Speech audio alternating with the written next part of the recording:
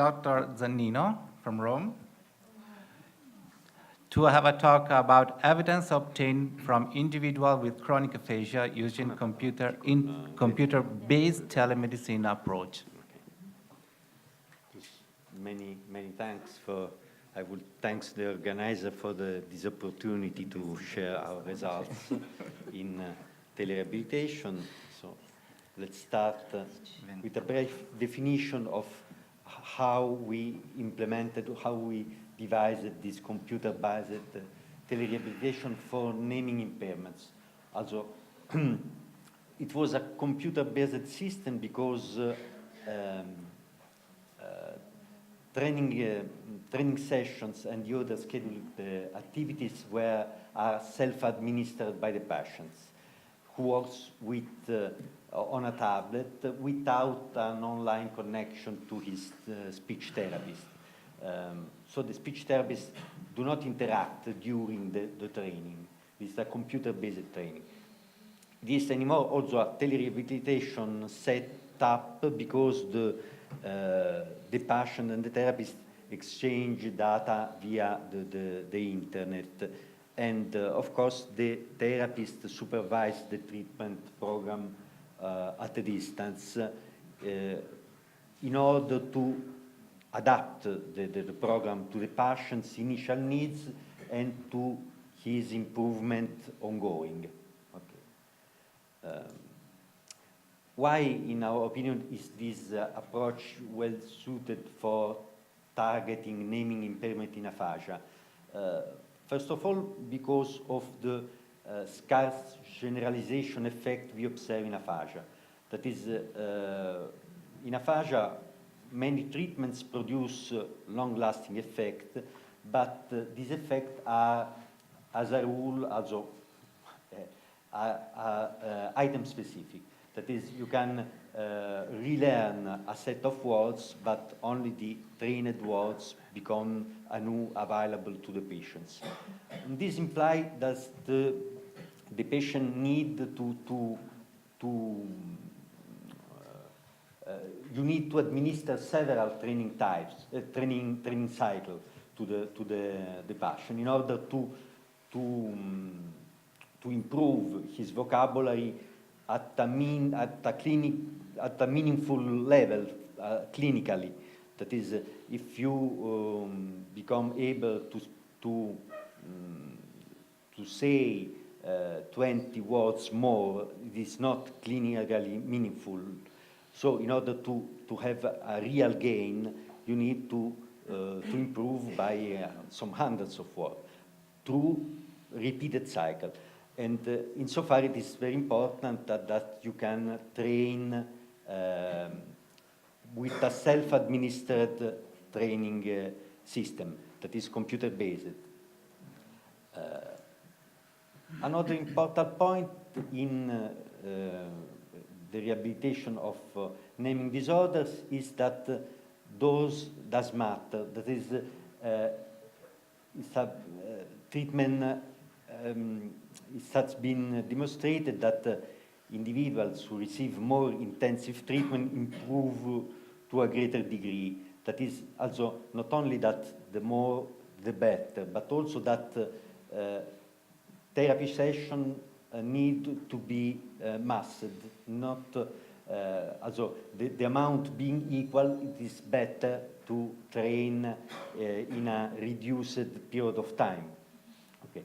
Also, in this respect, also a self-administered therapy has obvious advantages. Our patients trained several times a day, which is not possible if you have to move to the therapist. The third important point is that feedback that does not necessarily matter. That is, self-administered therapies are well seated, also are good in this aspect for when we treat naming impairment, because here is an example by Off. In this treating paradigm, patient had to first attempt to name an object and then to repeat. Feedback was not provided, and it is still useful. So it is possible to deliver this kind of therapy without an online interaction with the therapist. It has been demonstrated that also the simple naming attempt, also without the correct template, is able to improve naming ability.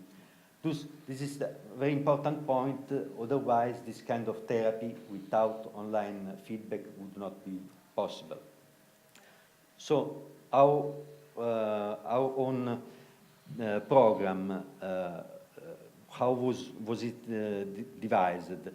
We had 3 activities for the patients. Picture naming activity used for word selection in order to tailor the set to the patient's initial needs, and then in order to assess his improvements. And then 2 kinds of repetition training. We will see next why two kinds. And then the interaction was offline. The therapist could schedule activities, score the naming session in order to change the word set when a given threshold was obtained, and to monitor the achievements of the patients. Also, 2 training paradigm. This is a very important point in our opinion. Also, word repetition in the presence of the corresponding picture is a well-suited exercise for treating naming impairment. This is well known. It is also well known that minor differences in the way an exercise is delivered may greatly affect the outcome. Which is the most effective way to deliver a treatment is not so easy to predict. It depends, as a rule, from the cognitive profile of the patients, not only what language regard, but also extraverbal cognitive profile. For example, if his working memory, his episodic memory, or his frontal abilities are preserved or not. And yet the rationale of these 2 kinds of word repetition is beyond the scope of this brief talk, but we manipulated the timing in the presentation of the picture and the corresponding word to be repeated. And the A type is better suited for an implicit learning. Thus, it is preferable for patients with memory impairment. But this is, as I said before, not so easy to predict. And the more general point, more important point is that if we start the training as we did with the 2 paradigms simultaneously, so set A was trained with picture first and set B with word first, then we can monitor the ongoing progress, and when we switch to the subsequent cycle, we adopt the paradigm who proved to be better suited for these particular patients. That was useful because patients react in different ways to the one or the other paradigm. Concluding, computer-based telerehabilitation for naming impairment in aphasia is a promising approach because it addresses well the need for repeated cycle of intensive training. Training is self-administered, home-based, with scarce interaction to the therapist, which is user-friendly and also cost-effective. And the need, address also well, the need for individually tailored training protocols, because the interaction is not online, but offline, yes.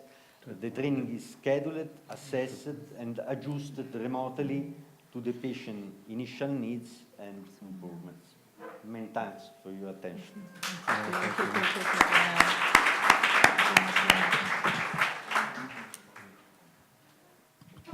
Again, we are on time, so we have 2 minutes for questions. So there's one question over there. Anba Subramanian, I just wanted to ask you whether you have any special provision for people whose first language is not the one that is practiced in your country. No, not special. That is, we know that as a rule both languages are impaired in aphasia. As a rule, it depends from the age of acquisition of the second language and from the familiarity of the second language. That is, if how often you speak both languages and when, at which age you acquired both. This is a general prediction we can make. That is, the language you acquire after 5-6 years old of age is, as a rule, more impaired, and also the language you do not practice every day, a rule is more impaired. There are the two components who play a role. Any other question? You mentioned. I have one question. You mentioned that feedback has not an important impact on treatment. Did you assess that through a questionnaire, satisfaction questionnaire? No. The only data we have is on the compliance. That is, all patients, we no dropout. We had no dropout also, but a question on satisfaction, no, we didn't. Not really. You're not planning that. Okay. Thank you.